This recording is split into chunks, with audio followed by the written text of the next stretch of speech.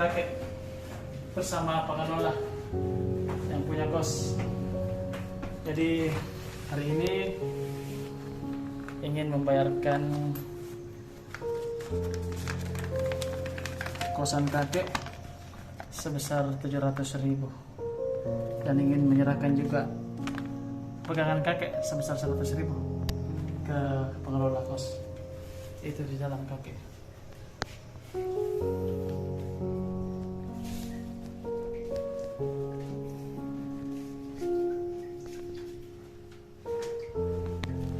Jadi alhamdulillah hari ini pembayaran kosan bulan November untuk kakek Sangkala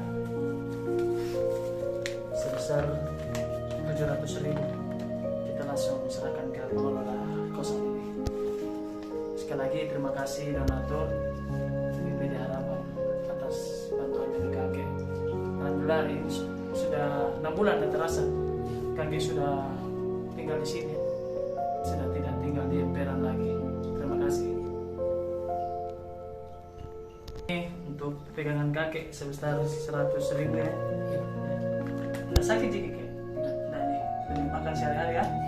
Sekali lagi terima kasih donatur BPD Harapan.